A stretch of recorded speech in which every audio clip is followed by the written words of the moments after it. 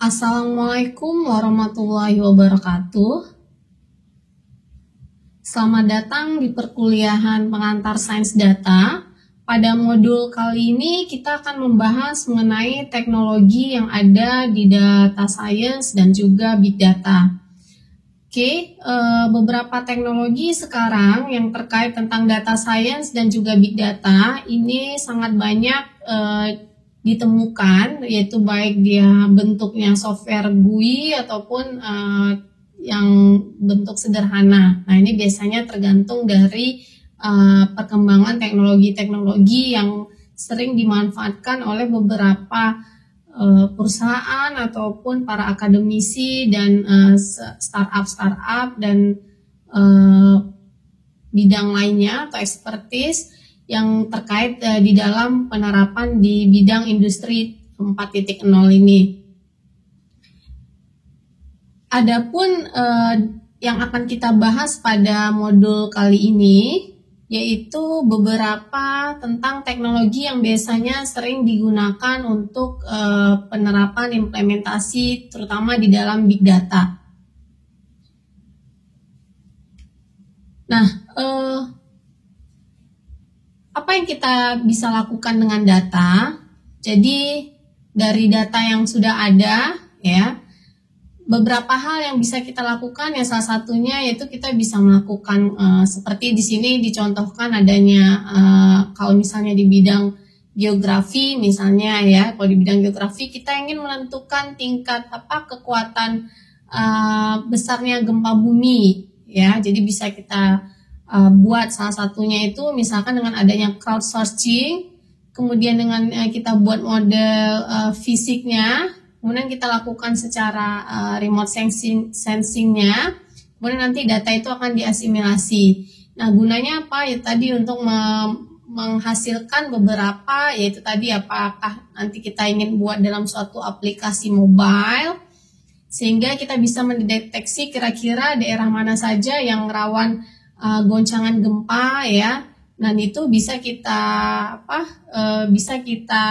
segmentasikan dia, atau kita klaster-klasterkan kira-kira daerah-daerah mana saja yang biasanya sering ditemukan atau rawan terhadap goncangan gempa. Nah, sedangkan big data sendiri di Indonesia, jadi kita ketahui bahwa Indonesia sendiri itu hampir penduduknya kita itu sudah berkisar sejumlah 250 juta penduduk dengan suku bangsa yang beragam, dengan banyak pulau, kemudian dengan berbagai macam banyak daerah. Nah, sehingga kita bisa bilang kita ini sebenarnya bangsa Indonesia ini sangat besar. Karena kenapa? Itu tadi dengan berbagai macam kriteria-kriteria yang dimiliki, baik dari jumlah penduduk, suku bangsa, jumlah pulau, bahasa daerah, itu sebenarnya kita sudah besar sekali intensitasnya. Nah, kemudian kita juga termasuk orang yang adaptif. Jadi dari berbagai sumber saya dapatkan informasi mengenai bahwa sekitar 132,7 juta pengguna internet, kemudian ada sekitar 371,4 juta pelanggan ponsel, kemudian ada sekitar 106 juta pengguna aktif sosial media. Nah, ini banyak sekali kita temukan bahwa di dalam negara kita sendiri ya, itu big data sangat banyak dipakai gitu. Nah, terutama data yang kita peroleh dari, jadi bisa kita bilang kita tuh sangat adaptif gitu ya. Nah, kemudian opportunity-nya kita apa? Di situ kita punya bonus demografi yang untuk usia produktif, kemudian jumlah ekonomi yang semakin tumbuh, dan biasanya politik dan keamanan di negara kita bisa dibilang stabil, ya. Nah, ini salah satu yang kita bisa bilang model big data yang ada di negara kita sendiri. Nah, untuk big data sendiri biasanya bisa kita cari, di salah satunya adalah data-data tersebut bisa kita dapat dari berbagai situs online ya, atau biasanya sekarang database online itu sangat banyak sekali. Jadi kalau kalian bisa lihat, salah satunya itu Kaggle Ya, Kaggle ini hampir bisa memuat semua database online, itu baik yang modelnya image, kemudian teks, kemudian numerik, jadi dari berbagai sumber. Ya, ini orang biasanya meletakkan juga datanya di dalam Kaggle, dan juga biasanya sering melakukan beberapa kompetisi untuk machine learning. Nah, beberapa kompetisi ini, kalau bisa dilihat di slide ini salah satunya yang saya coba ambil dari Kaggle, ya, yang kebetulan aktif sampai saat ini. Itu salah satunya adalah kompetisi mengenai penyakit pneumonia, ya, dan kebetulan karena negara seluruh dunia sedang mengalami COVID, ya, jadi kebanyakan orang menelitinya tentang COVID-19. Nah, kemudian ada juga mengenai open vaksin, ya, jadi di sini berdasarkan dari kompetisi machine learning di sini, ya, memang mencoba bagaimana data-data yang ada itu dilakukan baik apakah prediksi maupun melakukan proses klasifikasi atau mengcluster, ya, atau mengelompokkan, ya, dengan data yang ada. Nah, ini biasanya mereka juga yang memenang kompetisi ini mendapat dana gitu, kayak misalnya kayak ini OSIC pulmonary fibrosis progression ini sekitar $55.000 untuk pemenang yang memenangi kompetisi ini.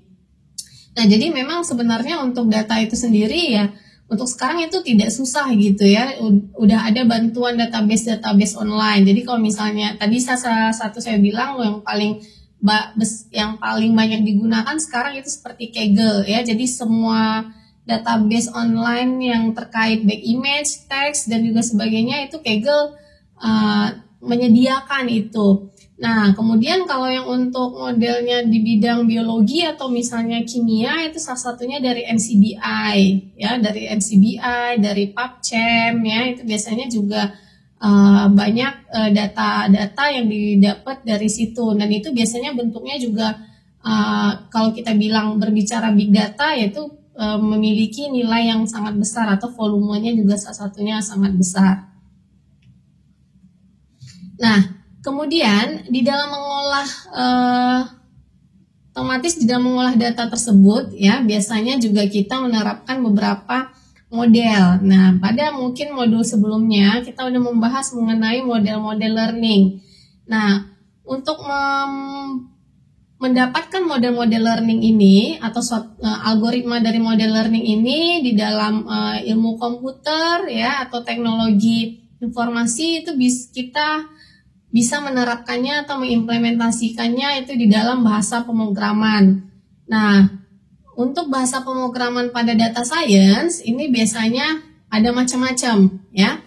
Nah, menurut dari Business Broadway yang saya ambil dari sini, ya, kebetulan dari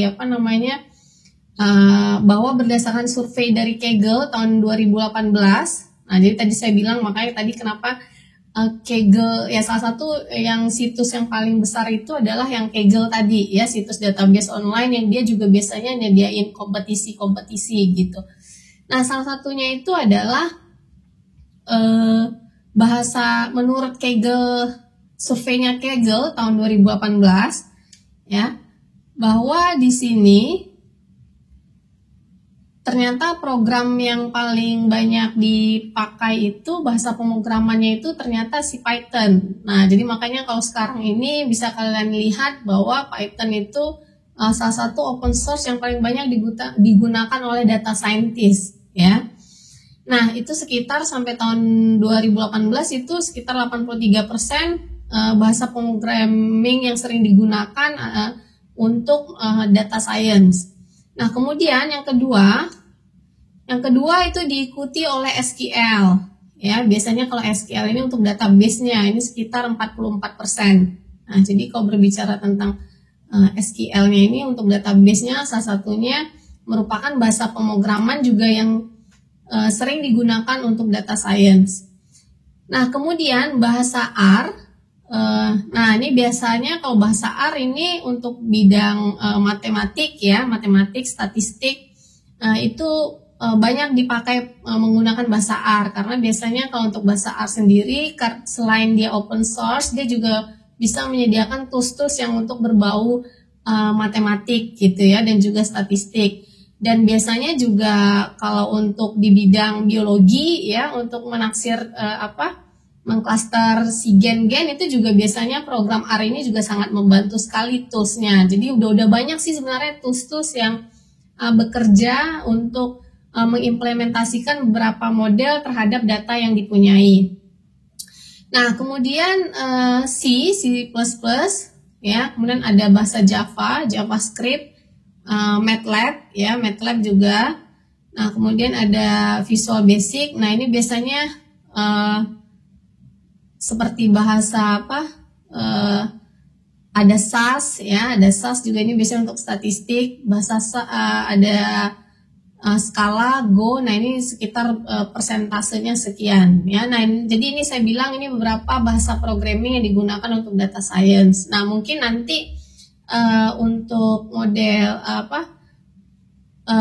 untuk pengantar sains data ini kita paling akan membahas mengenai atau menggunakan salah satunya nanti ada beberapa latihan yang bisa kalian pakai. Itu biasanya adalah yang paling simple itu R, ya, yang paling simple itu R. Nah, jadi memang R ini paling tidak untuk data science model data yang sederhana itu sudah cukup gitu, ya. Tapi kalau untuk yang lebih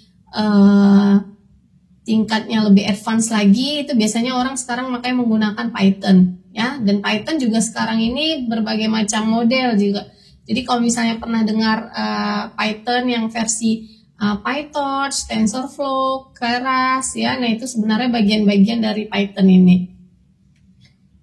Nah, kalau kita review dari Big Data, dari modul sebelumnya, sebenarnya Big Data itu sendiri, ya kalau kita berbicara pasti dia terdiri dari 3 V, ya, volume, variety, dan juga velocity, ya. Jadi kalau kita berbicara pasti 3 V ini yang paling penting, yaitu ada volume, ada velocity, dan ada variety. Nah, jadi kalau kita berbicara untuk big data, ya, big data juga yang mana merupakan salah satu term untuk suatu pengumpulan dataset yang sangat besar dan kompleks, dan biasanya dia sulit untuk diproses menggunakan tools database manajemen biasa, ya, atau biasanya menggunakan aplikasi pemrosesan tradisional atau secara biasa. Nah, karena kenapa? Karena di sini biasanya dalam big data itu ada beberapa hal yang menjadi challenge yang perlu kita lihat. Itu pertama adalah bagaimana men-capture, men-storage, kemudian men-search, men-sharing, men-transfer, menganalisa, dan juga memvisualisasi. Nah, jadi kalau kita berbicara tentang big data, pasti hal yang dilihat itu pertama kali itu adalah mengenai volume, ya. Kalau satu V pertama volume. Volume itu berarti seberapa besar jumlah datanya. Nah, jadi seberapa besar jumlah datanya. Kemudian velocity, ya, butuh seberapa cepat dia dianalisa. Nah, kemudian ada variety. Nah, variety ini biasanya melihat dari struktur datanya. Apakah dia terkategori data terstruktur atau dia terkategori data yang tidak terstruktur. Nah, pada modul sebelumnya juga kalian sudah membahas apa itu bedanya yang di data struktur dan model data tidak terstruktur seperti apa. Nah, kalau kita berbicara, contohnya data-data yang kita ambil dari Twitter, dari Google, dari Facebook, ya, ini biasanya bisa dibilang ukurannya itu udah terabyte, ya, setiap harinya.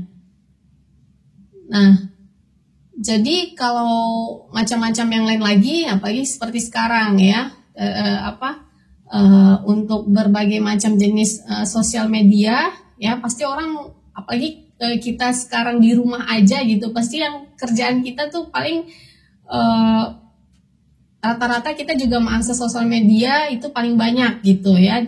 Nah, jadi bisa dibilang akses data yang kita beri gitu, ya, baik ke aplikasi seperti Twitter, Google, Facebook, itu juga pasti lebih sering gitu.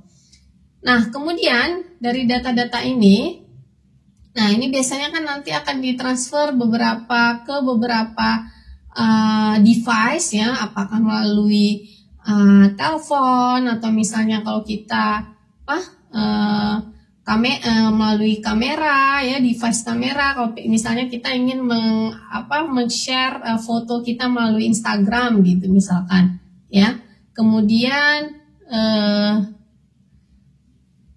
ada juga beberapa dari web misalnya. Nah, ini juga sebenarnya beberapa data-data ini sangat-sangat banyak gitu ya, volume yang terlalu besar dan juga setiap harinya itu selalu diakses. Nah, ini sebenarnya model data seperti ini real time ya, karena bisa dibilang setiap kali mengakses secara online dan secara real time. Nah, ini yang biasanya butuh melakukan big data analitik, terutama kalau misalnya kan untuk pada saat kita menggunakan data Twitter. Nah, salah satu yang bisa kita pakai di situ analisanya adalah kita menentukan sentimen analisis. Nah, jadi kira-kira kita pengen lihat nih untuk beberapa cerita gitu ya. Nah, kira-kira waktu misalnya presiden kemarin deh, kira-kira orang mensentimen analisis untuk pemilihan presiden itu apakah si Prabowo apa Jokowi misalnya. Nah, jadi kalau dari data Twitter itu biasanya kita bisa mengambil suatu data analitiknya ya, atau analisa datanya itu ya untuk menghasilkan suatu sentimen analisis.